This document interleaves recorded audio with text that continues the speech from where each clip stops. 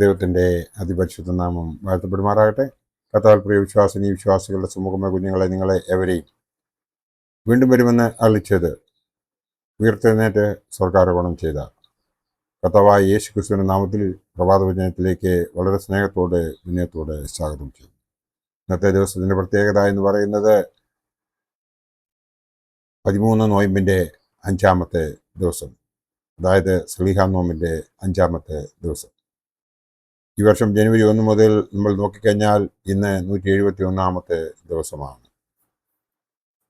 നമുക്ക് ഏവർക്കും അറിയാവുന്നതുപോലെ ഒന്നാമത്തെ ദിവസം നമ്മൾ അന്ത്രയോസ് ശ്ലീഹായുടെ നാമത്തിൽ ഈ ദിവസത്തെ ആചരിച്ചുവെങ്കിൽ രണ്ടാമത്തെ ദിവസം വിശുദ്ധ നഥാനിയേൽ അഥവാ ബർത്തോളമായുടെ നാമത്തിൽ ഈ ദിവസത്തെ ആചരിച്ചു. മൂന്നാമത്തെ ദിവസം വലിയ യാക്കോബ് സബദി പുത്രൻ ശ്ലീഹായുടെ നാമത്തിൽ നാം ഈ ദിവസത്തെ ആചരിച്ചു. നാലാമത്തെ ദിവസം എന്ന് പറയുന്നത് വിശുദ്ധ ചെറിയ യാക്കോബ് അൽഫായുടെ മകൻ ശ്ലീഹായുടെ നാമത്തിലാണ് നാം ഓരോരുത്തരും ഈ ദിവസത്തെ ആചരിച്ചത്. അഞ്ചാമത്തെ ദിവസം എന്ന് പറയുന്നത് ജൂൺ 20 വിശുദ്ധ യോഹന്നാൻ ശ്ലീഹായുടെ നാമത്തിൽ ഈ ദിവസത്തെ നാം ഓരോരുത്തരും ആചരിക്കുന്നു. നമ്മുടെ പിതാക്കന്മാർ പറഞ്ഞതിന് പ്രകാരം നമ്മൾ അങ്ങനെ അഞ്ചാമത്തെ ദിവസം വിശുദ്ധ യോഹന്നാൻ ശ്ലീഹായുടെ നാമത്തിലാണ് ഈ നോമ്പ് ആചരിക്കുന്നത്. വിശുദ്ധ യോഹന്നാൻ ശ്ലീഹ, യോഹന്നാൻ എന്ന വാക്കിൻ്റെ അർത്ഥം ദൈവകൃപ, കരുണയുള്ളവൻ എന്നൊക്കെ ആണ്. അപ്പോസ്തലന്മാരിൽ ഏറ്റവും പ്രായം കുറഞ്ഞവനും യേശുവിൻ്റെ ഏറ്റവും പ്രിയപ്പെട്ട ശിഷ്യനുമായിരുന്നു വിശുദ്ധ യോഹന്നാൻ ശ്ലീഹ എന്ന് ചരിത്രം പഠിക്കുമ്പോൾ നമുക്ക് എവർക്കും മനസ്സിലാകും. യോഹന്നാൻ സ്വയം വിശേഷിപ്പിക്കുന്നത് യേശു സ്നേഹിച്ച ശിഷ്യൻ എന്നാണ്. യോഹന്നാൻ 13-ന്റെ 21 മുതൽ 25 വരെയും 19-ന്റെ 26-ലും 20-ന്റെ 1 മുതൽ 10 വരെയും 21-ന്റെ 24-ലും ഈ പരാമർശം നമുക്ക് കാണുവാൻ സാധിക്കും. യേശു ക്രിസ്തു തൻ്റെ ക്രൂശ് മരണത്തിൻ്റെ സമയത്ത് വിശുദ്ധ മറിയാമിൻ്റെ സംരക്ഷണ ചുമതലയും വിശുദ്ധ യോഹന്നാനെ ഏൽപ്പിക്കുന്നതായി ആ വേദഭാഗം വായിക്കുമ്പോൾ നമുക്ക് മനസ്സിലാകുന്നുണ്ട്. ഇടിമക്കൾ എന്ന് വിളിക്കുന്നവരിൽ ഒരുവനായിരുന്നു വിശുദ്ധ യോഹന്നാൻ ശ്ലീഹ. സബദിയുടെയും ശലോമിയുടെയും മകനായിരുന്നു. തൻ്റെ സഹോദരനെ പോലെ തന്നെ സ്നാപക യോഹന്നാൻ്റെ ഒരു ശിഷ്യനായിരുന്നു യോഹന്നാൻ ശ്ലീഹ. പ്രധാന 3 ശിഷ്യന്മാരിൽ ഒരാൾ ആയിരുന്നുവെന്നും നമുക്ക് ഏവർക്കും അറിയാം.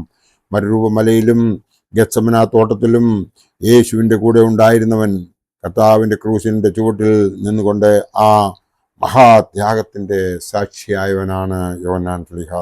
ശിമോനോടൊപ്പം യേശുവിൻ്റെ കല്ലറയിലേക്ക് ഓടി എത്തിയവനാണ് യോഹന്നാൻ ശ്ലീഹ. ഏറ്റവും കൂടുതൽ പുസ്തകങ്ങൾ എഴുതിയ ശ്ലീഹായാണ്. തിരുവത്താഴത്തിൽ തൻ്റെ ഗുരുവിൻ്റെ മാറിൽ ചാരിക്കിടന്ന ശിഷ്യനാണ് യോഹന്നാൻ ശ്ലീഹ എന്ന് നമ്മൾക്ക് ചരിത്രം വായിക്കുമ്പോൾ, അതിൻ്റെ സുവിശേഷം വായിക്കുമ്പോൾ നമുക്ക് മനസ്സിലാവും. ജന്മദേശം കാനായിലെ ബെത്സൈദ ആയിരുന്നു. സഹോദരൻ വലിയ യാക്കോബ് ആയിരുന്നു. യോഹന്നാൻ 1:36. പ്രവർത്തന മേഖലകൾ യെരുശലേമും യഹൂദ്യയും ആയിരുന്നു. വിശുദ്ധ മറിയാമിൻ്റെ വേർപാടോടുകൂടി യോഹന്നാൻ ഏഷ്യയിലേക്ക് പോയി അവിടെ 7 സഭകൾ സ്ഥാപിച്ചു. എഫേസോസിൽ താമസിച്ചു എന്ന് നമുക്ക് ഏവർക്കും അറിയാം. അതിനിടയിൽ റോമിലേക്ക് പോയി അവിടെ വെച്ച് അനവധി പീഡനങ്ങൾ അദ്ദേഹത്തിന് സഹിക്കേണ്ടി വന്നു.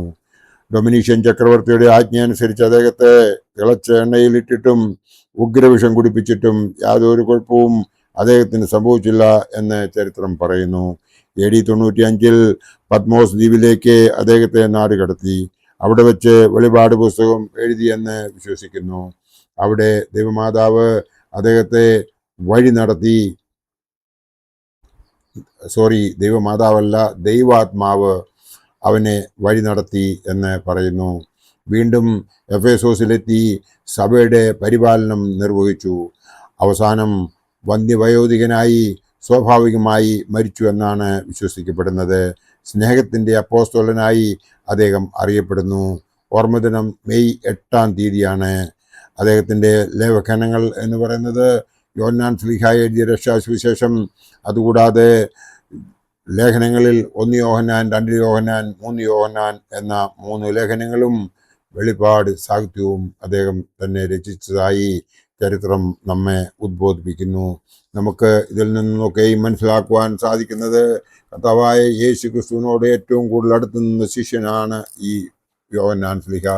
ഈ യോഹന്നാൻ ശ്ലീഹയെ ഏതൊക്കെ തരത്തിലുള്ള യാതനകൾ കൊടുത്തിട്ടും യാതൊരു കുഴപ്പവും കൂടാതെ അദ്ദേഹം അവിടെ നിന്ന് രക്ഷപ്പെടുകയും ലാസ്റ്റിൽ അദ്ദേഹത്തിനെ നാട് കടത്തി ഈ പത്മോസിൽ എത്തിക്കുകയും ചെയ്തതായി നമുക്ക് അറിയാം. അവിടെ വെച്ച് കിട്ടിയ ദർശനം അനുസരിച്ചാണ് ആ വെളിപാട് സാഹിത്യം അദ്ദേഹം രചിച്ചത്.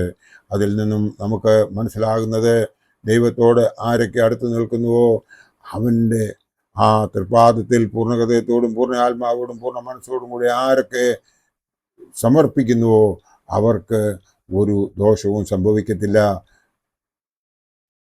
അവർക്ക് സ്വർഗത്തിൽ കർത്താവായ യേശു ക്രിസ്തുവിന്റെ വലതുഭാഗത്തിരിക്കത്തക്ക വണ്ണം അനുഗ്രഹം ലഭിക്കും. നിത്യതയിൽ അവർ സൗഭാഗ്യമുള്ളവരായിത്തീരും എന്ന് ഉള്ളതിൻ്റെ ഒരു തെളിവാണ് ഇവിടെ യോഹന്നാൻ ശ്ലീഹ നമ്മെ കാണിച്ചു തരുന്നത്. നാം അതിൽ നിന്നും മനസ്സിലാക്കേണ്ടത് കർത്താവായ യേശു ക്രിസ്തു നമ്മെ പഠിപ്പിച്ചതും ശ്ലീഹന്മാർ നമ്മളെ ഉപദേശിച്ചതും നമ്മുടെ പിതാക്കന്മാർ നമുക്ക് കാണിച്ചു തന്നതായ ആ വഴിയിലൂടെ നമ്മൾ യാത്ര ചെയ്യുന്നുവെങ്കിൽ ദൈവം നമ്മളെ അനുഗ്രഹിക്കും. നമ്മൾ ഈ ലോക സുഖത്തിൻ്റെ തത്രപ്പാടിന് വേണ്ടിയിട്ട് ഓടി നടക്കാതെ ദൈവത്തിൽ ആശ്രയിച്ചാൽ നമ്മൾ എന്തിനു വേണ്ടി ആഗ്രഹിക്കുന്നുവോ അതൊക്കെയും അവൻ ഈ ലോകത്തിൽ നമുക്ക് സാധിച്ചു തരും. അതിനുശേഷം അവൻ്റെ അടുത്തേക്ക് വളരെ സന്തോഷത്തോടുകൂടി നമുക്ക് പോകുവാൻ സാധിക്കുമെന്ന് മാത്രം ഈ അവസരത്തിൽ ഓർപ്പിച്ചുകൊണ്ട് എൻ്റെ വാക്കുകൾ ഇവിടെ ഉപസംഹരിക്കട്ടെ. ദൈവം നമ്മളെ എല്ലാവരെയും അനുഗ്രഹിക്കട്ടെ. നന്ദി, നമസ്കാരം.